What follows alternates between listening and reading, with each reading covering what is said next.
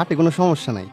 শার্টটা আমার ছোট ভাইয়ের জন্য নিয়েছিলাম তো, ওর সাইজটা সবই ঠিক আছে, কিন্তু ওর পছন্দ হয় নাই। ও আচ্ছা, ঠিক আছে, আপনি আমাদের ডিসপ্লেতে দেখেন, ওই সব শার্টগুলোর প্রাইস একই, আপনি যে কোনো একটা নেন। এখান থেকে আমি যে কোনো একটা নিতে পারবো? আচ্ছা, আমি পছন্দ করে জানাইতেছি। আয় শাওন, এদিকে আয়। ঠিক আছে ভাই, আসতেছি।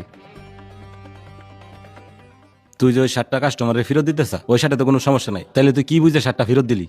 ভাই উনি 2 দিন আগে শার্ট নিছে, লেভেলগুলো ছিঁড়ে নাই, তাই ফেরত দিয়ে দিলাম। ওনার ভাইয়ের নাকি পছন্দ হয়নি। পছন্দ না হইলে কি ফেরত দিতে হইব নাকি? ওনার দরকার হলে নতুন একটা কিনে নিব, আমার বেচা কেনা পারবো। এবার না হলে তো আমি ব্যবসা বাড়াইতে পারবো না। তাও ভাই এইভাবে বেচা কিনা বাড়ায় তো টিকা থাকা যাইব না। আর একটা কথাও না, আমি যেটা বলছি ওইটাই। আর যদি আমার কথা না শুনতে মন চায় তাহলে দোকানে আর আসিস না। আর ওনারে ফেরত দিছাই, আর কারো যেন না দেখি। এই একটা চা দিও তো। শাওন ভাই, মন খারাপ কেন? এইভাবে বসে আছো? আর বইলেন না, মাহুজ ভাই খালি রাগারাগি করে। আজকে একটা কাস্টমার আইছিল শার্ট পাল্টাইতে, সেটা পাল্টাই দিছি থেকে আজকেও রাগারাগি করছে। উনি যদি চেঞ্জ করে না দিতে বলে তাহলে দেও কেন? আমিও তো একটা দোকানের মালিক, যদি আমার কর্মচারী আমার কথা না শুনে আমিও তো রাগারাগি করুম। আমি কি আমার স্বার্থে শার্ট চেঞ্জ করে দিছি নাকি? আমি ওনার ব্যবসার স্বার্থেই শার্টটা চেঞ্জ করে দিছি। ওনার ব্যবসার স্বার্থে? ভাই বিষয়টা আমার খুলে বলো তো।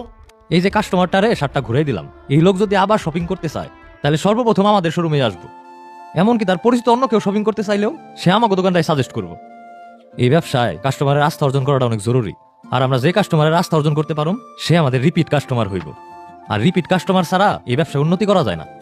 শাওন ভাই, তুমি ভালো একটা কথা বলছো, আমি এইভাবে কখনো ভাইবা দেখি নাই। ভাই, মালিকরা যে কেন এভাবে চিন্তা করে না সেটাই আমি বুঝতে পারি না। তারা খালি ক্ষণিক লাভের পিছে ছুটে, দীর্ঘমেয়াদী ব্যবসার কথা ভাবে না। পোলাটা ভালো ব্যবসা বোঝে, পরে যা কাম হইব। শাওন ভাই, তোমার যদি মাহফুজ ভাইয়ের শোরুমে থাকতে কষ্ট হয় তুমি আমার শোরুমে চলে আসো। আমার শোরুমটা হয়তো মাহফুজ ভাইয়ের চাইতে একটু ছোট, ওনার মতো বেতন দিতে পারুম না, তবে আমার বিশ্বাস আমরা দুইজন মিলে যদি পরিশ্রম করি তাইলে দুইজন অনেক উপরে যাইতে পারুম। ভাই, আপনার সাথে কাজ করতে পারলে আমার অনেক ভালো লাগতো, কিন্তু আমার বিপদে মাহফুজ ভাই আমার কাজ দিছিল, আমি মাহফুজ ভাইয়ের সাথে বেইমানি করতে পারুম না ভাই। শাওন ভাই, তোমার নীতি অনেক ভালো, তোমার জন্য অনেক দোয়া রইল। ঠিক আছে ভাই, জায়গা মাহফুজ ভাই আবার রাগারাগি করবো। তোমার চার বিল দেওয়া লাগবে না, আমি দেবো নে। আচ্ছা ভাই। শোরুমে এসো। হাসান, নতুন দোকানের কি অবস্থা রে? আমি তো ওই জায়গায় সময় দিতে পারতেছি না। ভাই ভালোই চলতেছে, আপনি যা বলছেন আমরা ওইভাবেই করতেছি। এখন থেকে তোদেরই দেখা লাগবো, আমি তো আর আগের মতো সময় দিতে পারুম না।